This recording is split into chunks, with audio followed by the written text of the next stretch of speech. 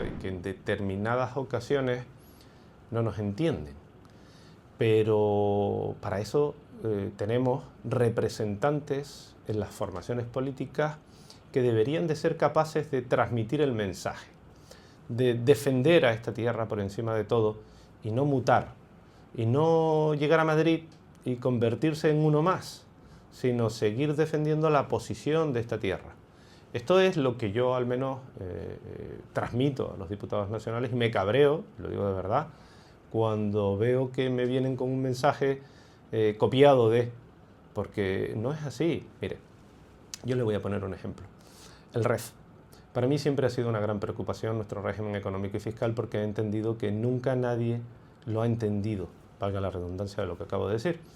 Y cuando llegué por primera vez a hablar con mi partido del régimen económico y fiscal, con el Partido Popular, me encontré un señor que se llama Juan Brau, que venía de Andalucía, pero que antes había estado en Melilla, en Ceuta, para ser más preciso.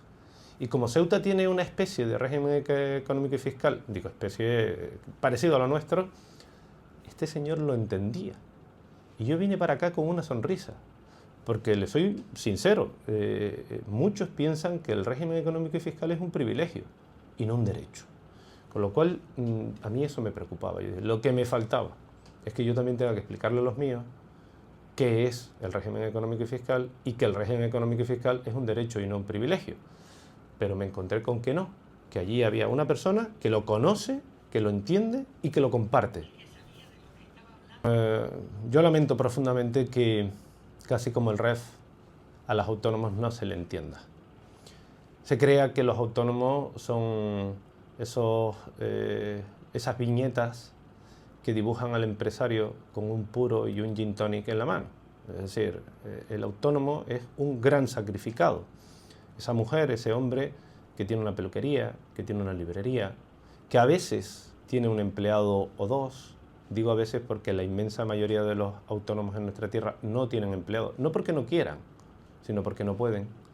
Y por lo tanto, considerar a un autónomo en una posición en la que realmente no está es un grave error. Considerar que el autónomo es al que podemos ir exprimiendo cada día más con cargas fiscales es un grave error.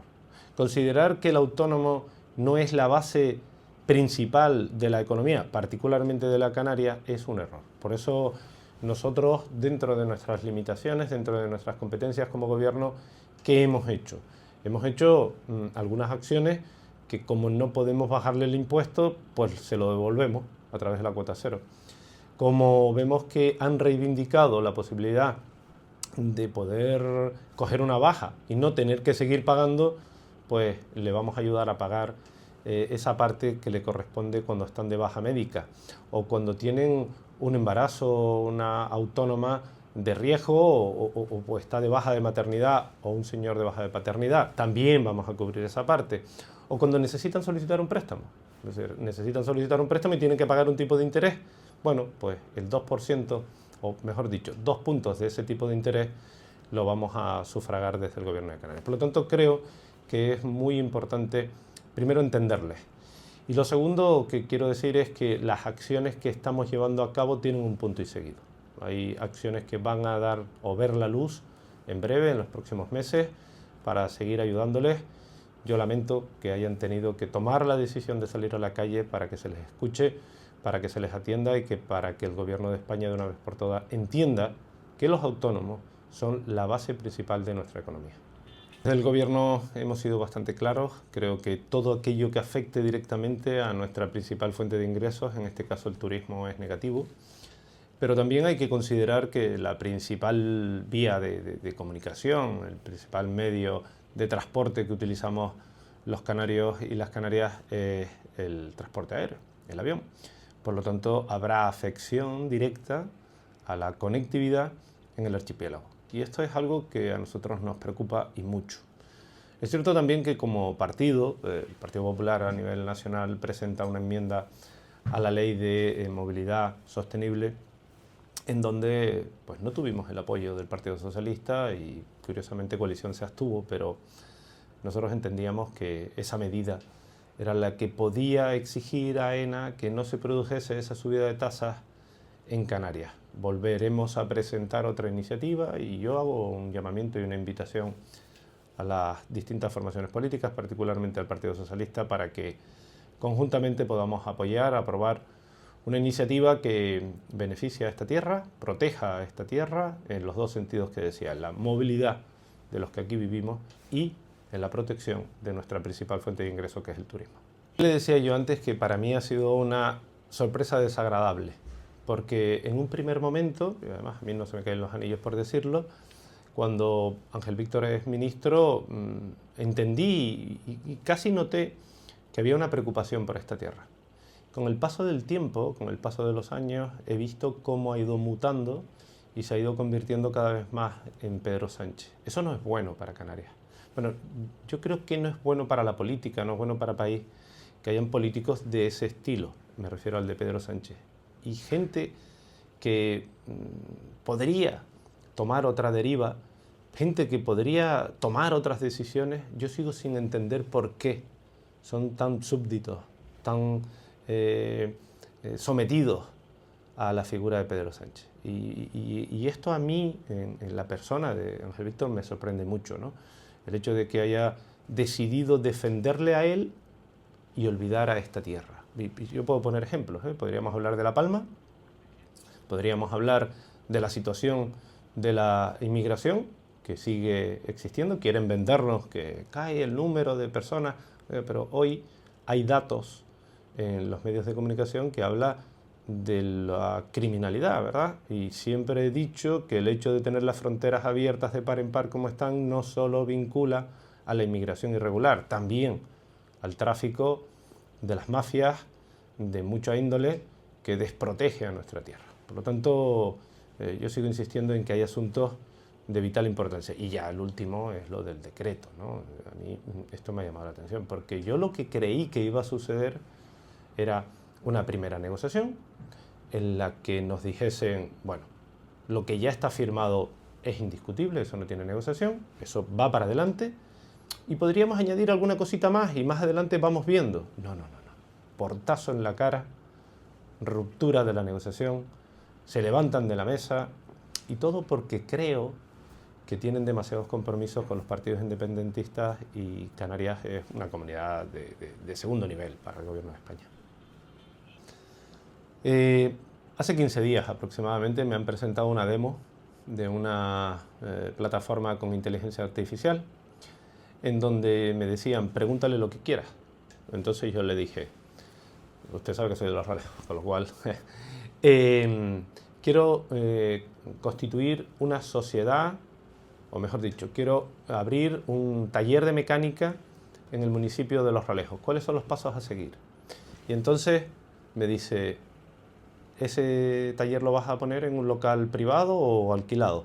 Tú contestas. Y te sigue haciendo una serie de preguntas.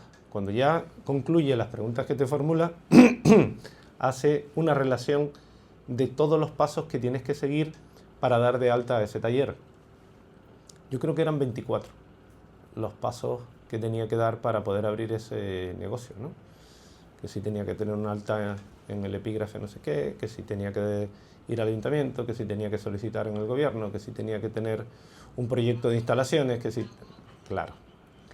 Entonces, el primer paso que estamos haciendo es con esa plataforma con inteligencia artificial, ponerlo a disposición del usuario para que con mayor rapidez sepa cómo hacerlo y luego pues agilizar la burocracia.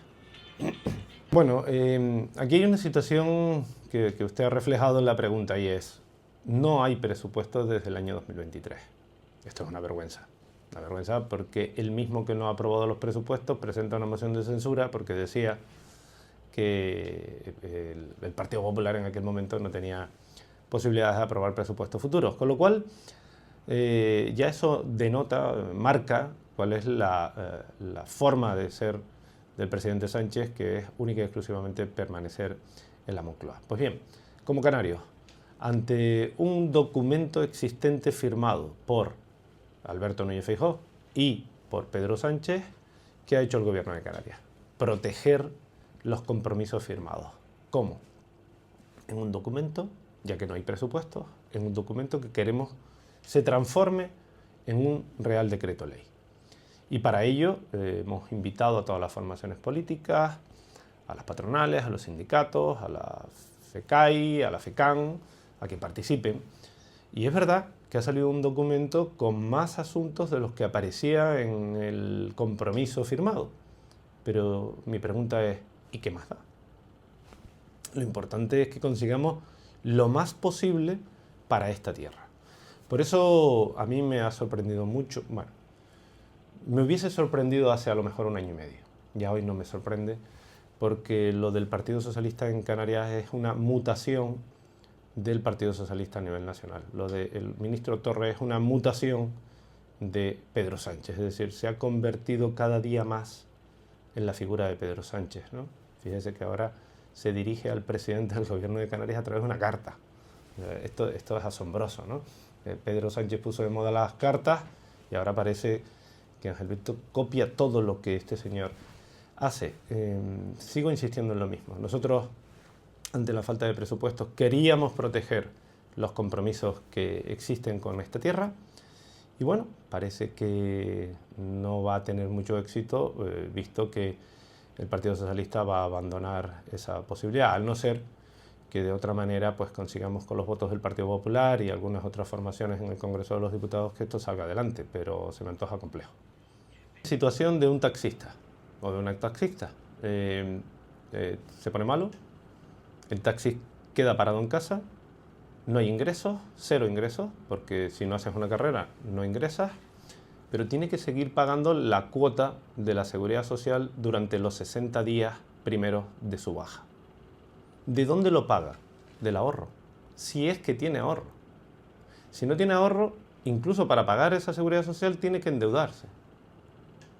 Y esto es lo que nosotros hemos visto, no porque, insisto, tengamos esa bolita de cristal, sino porque hemos encargado un observatorio del autónomo que nos va suministrando de información y nos va diciendo cuáles son las necesidades que tiene.